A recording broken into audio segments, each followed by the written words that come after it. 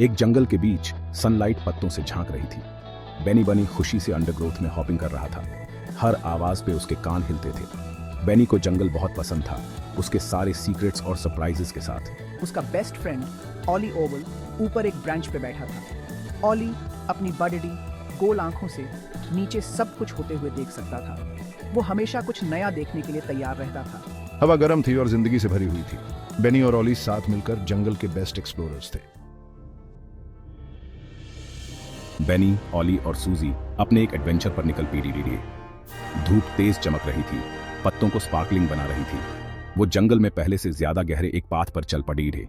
अचानक सूजी जो आगे आगे चल रही थी रुक गई। उसने अपने छोटे से पाँव से फर्न्स के एक झुंड की तरफ इशारा किया। देखो, वो स्क्वीक्ड। वहाँ पत्तों के बीच एक शाइनी ऑब्जेक्ट था। हवा डैम्प अर्थ और ब्लूमिंग फ्लावर्स की खुशबू से भरी हुई थी। वो डैपल्ड सनलाइट में ग्लिमर कर रहा था। क्यूरियस, वो हॉपिंग करते हुए करीब आए। वो एक सुंदर गोल्डन लॉकेट था। उसे छूने पर वो गर्म लग रहा था, जैसे उसमें कोई सीक्रेट हो। उन्होंने जंगल में पहले कभी ऐसा कुछ नहीं देखा था। उनका सफर उन्हें डेंस अंडरग्रोथ और बैबलिंग ब्रुक्स के पार ले गया। जंगल अब अलग लग रहा था, ज्यादा रहस्यमय। बेनी अपनी स्ट्रॉन्ग लेग्स से सूजी को एक गिरे हुए लकड़ी के टॉप पर चढ़ने में मदद करता है। वो केयरफुली हॉपिंग करते हुए स्लिपरी स्टोन्स के अक्रॉस ब्रुक पार करते हैं। ऑली अपनी शार्प आइज से उनका रास्ता दिखता है।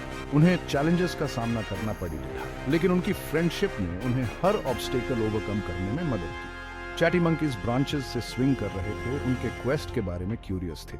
एक वाइज ओल्ड टर्टल जो एक रॉक पर सनबेद कर रहा था, उन्हें डायरेक्शंस देता है। हर एनकाउंटर उनके एडवेंचर में जुड़ गया। जैसे जैसे वो अननोन में गहराई में जाते गए, लॉकेट उनके पॉज में भारी लगने लगा। वो जानते थे कि उन्हें ये उसके राइटफुल ओनर को वापस करने की रिस्पॉन्सिबिलिटी है। जब तक वो उसे ढूंढ नहीं लेते, वो हार नहीं मानेंगे। अपने जर्नी के दौरान फ्रेंड्स ने डाउट और अनसर्टेनिटी के मोमेंट्स का सामना किया।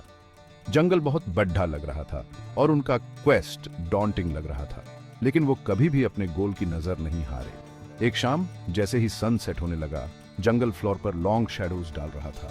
वो थोड़ा डिस्करेज महसूस करने लगे। वो पूरे दिन सर्च कर रहे थे, लेकिन बिना किसी लक के। क्या आपको लगता है कि हम कभी ओनर को ढूंढ पाएंगे? वो साथ हडल बैठे थे। लॉकेट फेडिंग लाइट में सॉफ्टली ग्लिमर कर रहा था। सैमी की आवाज धीमी थी, ऑलमोस्ट अ विस्पर। हमें ट्राई करते रहना होगा। बेनी और ओलिविया ने एक दूसरे को देखा। वो जानते थे कि वो होप नहीं छोड़ सकते। वो इतनी दूर आ गए थे साथ में। हम एक टीम है, रिमेंबर? अगर हम साथ मिलकर काम करेंगे तो हम कुछ भी कर सकते हैं। ओलिविया ने सहमति में नॉडेड किया। उसकी वाइज आइज रिन्यूड डिटर्मिनेशन से स्पार्कल कर रही थी। अगली सुबह वो रिन्यूड एनर्जी के साथ निकल पीडी। वो एक नैरो पाथ पर चले। लॉकेट रास्ता दिखा रहा था, जैसे उसे पता हो कि कहां जाना है। वो आवर्स तक चले। जंगल की हवा एंटिसिपेशन से भरी हुई थी। फाइनली वो डेंस अंडरग्रोथ से निकलकर एक क्लीयरिंग में आए, जो सनलाइट से नहाया हुआ था। क्लीयरिंग के बीच में एक छोटी सी कॉटेज थी। उसकी चिमनी से स्मोक निकल रहा था और बेकिंग ब्रेड की खुशबू हवा में फैली हुई थी। जैसे ही वो कॉटेज के पास पहुंचे, उन्होंने एक जेंटल वॉइस को गाते हुए सुना। एक काइंड फेस्ड वुमन विंडो पर खड़ी थी, डो गूंद रही थी। जब वो पास आए तो उसने ऊपर देखा। उसकी आंखें सरप्राइज में चौड़ी हो गई। मेरा लॉकेट, वो एक्सक्लेम उनकी तरफ भागी। उसने केयरफुली लॉकेट बेनी के आउटस्ट्रेच्ड पॉज से लिया। उसकी आंखों में टीयर्स आ गए जब उसने उसे क्लोज पकड़ा।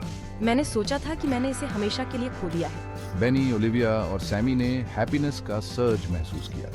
उन्होंने कर दिखाया था। उन्होंने लॉकेट उसके राइटफुल ओनर को वापस कर दिया था। जैसे ही वो जंगल के अपने फेमिलियर पार्ट में वापस जर्नी कर रहे थे, उन्होंने रियलाइज्ड किया कि एडवेंचर ने उन्हें बदल दिया था।